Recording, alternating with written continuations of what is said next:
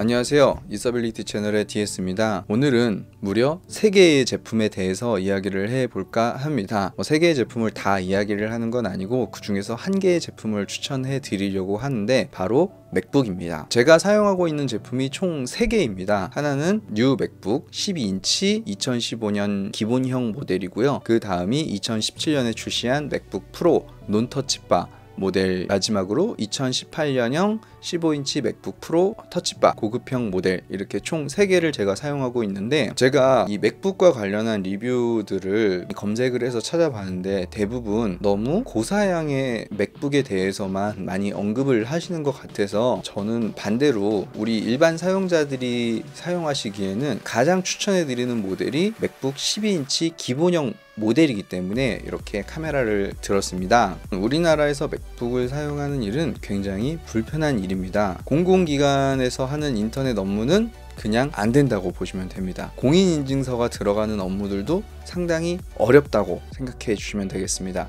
인터넷 뱅킹, 쇼핑, 모바일로 하시는 게 훨씬 더 낫습니다. 쇼핑 사이트나 인터넷 뱅킹 사이트들은 점진적으로 맥을 지원하는 것들이 늘어나고는 있으나 아직까지는 윈도우 기반의 PC들이 훨씬 더 호환성이 좋고 쓰시기에 편리함이 아마 여러분들이 가장 맥을 구매하는 데 있어서의 큰 걸림돌 중에 하나가 아닐까 싶은데요. 거기서 끝이 아닙니다. 맥북은 USB-C 타입 포트를 1개에서부터 4개까지 제품별로 지원하는 개수가 다른데, 이 USB-C 포트를 지원하는 액세서리를 별도로 구매를 해야 됩니다. 우리가 기존에 쓰던 USB-A 타입이나 미니 USB는 더 이상 사용하실 수가 없습니다. 그리고 제가 추천드리는 12인치 맥북 같은 경우에는 USB-C 포트가 1개밖에 없습니다. 이 말은 뭐냐면은 USB-C 포트에 전원 연결 하나를 꽂으면은 나머지는 포트를 쓸 수가 없다는 이야기이기도 합니다. 뿐만 아니라 저처럼 그냥 들고 다니시는 분들도 있겠지만 케이스를 씌우고 파우치를 구매를 하고 필름도 붙이고 키스킨도 붙이고 하다 보면은 굉장히 큰 금액의 비용이 더 많이 들어갈 때도 있습니다. 종종 맥에 윈도우를 설치해서 쓰시겠다 하시는 분들이 계신데 저는 추천하지는 않습니다. 부트캠프를 이용해서 설치를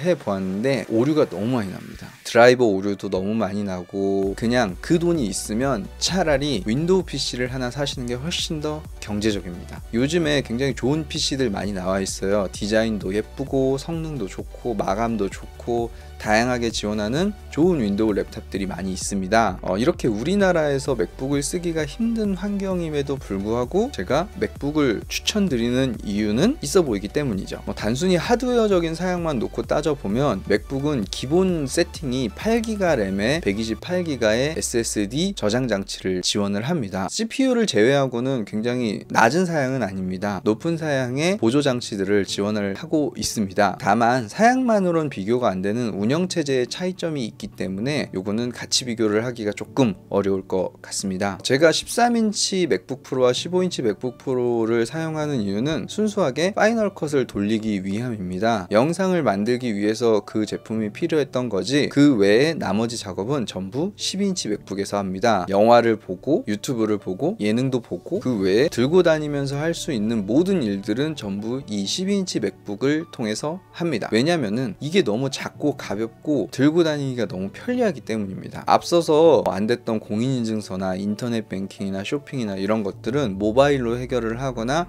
아니면은 회사 PC를 이용해서 해결을 합니다. 그런 의미에서 이번에 나온 맥북 에어는 저나 여러분같이 이 제품을 엔트리로 시작하기에 굉장히 좋은 제품들입니다. 가장 최신 사양의 맥북이자 그나마 가장 합리적인 가격의 맥북이라는 점에 있어서 맥북 에어는 꽤 괜찮은 선택인 것 같습니다. 다만 한 가지 걸림돌이 1.25kg이라는 무게인데, 맥북 12인치가 960g이라는 무게와 비교했을 때 모바일 기기에 300g의 용량 차이는 결코 적은 차이가 아니기 때문에 직접 매장에 가셔서 들어보시고 결정하시는 것이 더 현명한 방법이 될 것 같습니다. 맥북을 사용하는 방법은 저보다도 유튜브에 다양한 기능에 대해서 설명해 놓으신 분들이 굉장히 많이 있더라고요. 그리고 저는 대학교 때부터 이 키노트 때문에 맥북 흰둥이부터 사용을 하기 시작했는데 지금도 이 모든 기능들을 다 몰라요. 다 몰라도 쓸 수 있어요. 전혀 어렵지 않습니다. 모르는 게 있고 궁금한 게 있으면 그때그때 유튜브나 네이버에서 검색을 해보면 너무나 다양한 분들이 다양한 방법에 대해서 올려놓으신 영상과 글들을 참고하셔서 해결하시면 될 것 같습니다. 맥OS 정말 쓰기 쉽고 안정성도 정말 뛰어나고, 그 안정성을 어떻게 증명할 수가 있냐면, 제가 맥북을 쓰다가 다 썼으면은 절대 전원을 끄지 않아요. 그냥 닫아 놓습니다. 그리고 다시 쓸 때 열어서 또 사용을 해요. 재부팅을 한 달에 한 번 정도 하는데, 그럼에도 불구하고 OS의 안정성이 굉장히 뛰어나기 때문에 느려지거나 오류가 나거나 하는 경우가 많이 없습니다. 배터리 같은 경우는 12인치는 10시간이 좀 안 되는 시간을 사용을 했습니다. CPU 자체가 저전력 CPU이기도 하고 고성능의 업무를 하고 있지 않기 때문에 사용시간이 상대적으로 더 길었을 수도 있는데, 요즘에 나오는 다양한 윈도우 PC들 중에서도 올데이 배터리라는 광고를 굉장히 많이 하는 제품들을 볼 수가 있는데, 그 제품들은 제가 사용해보지 않아서 비교를 하긴 좀 어렵지만 맥북의 배터리로 고민한 적은 많이 없었습니다. 제가 가장 중요하게 생각하는 게 이 전자제품이 내가 쓰기 편리한가, 이 부분에 대한 고민을 굉장히 많이 하는데, 이런 부분에서 맥은 큰 고민 없이, 그리고 이걸로 인해서 내가 크게 신경을 쓰지 않아도 사용할 수 있는 제품으로 추천드립니다. 다만 처음 사용하시기에 익숙하지 않은 인터페이스가 좀 불편하실 수도 있지만, 그 시기를 잠깐 지나고 나면 맥OS처럼 안정성이 뛰어나고 편리하게 사용할 수 있는 OS도 많지 않다고 생각을 합니다. 아직 우리나라가 맥 환경에 있어서는 최적화되지 못했지만, 그럼에도 불구하고 여러분들의 삶을 조금 더 편리하게 만들어줄 수 있다고 생각하는 이유기도 합니다. 여러분들 절대 비싼 맥북을 사지 않으시기를 권장드립니다. 비싼 맥북은 그만큼 고성능의 작업을 위해서 필요한 거지,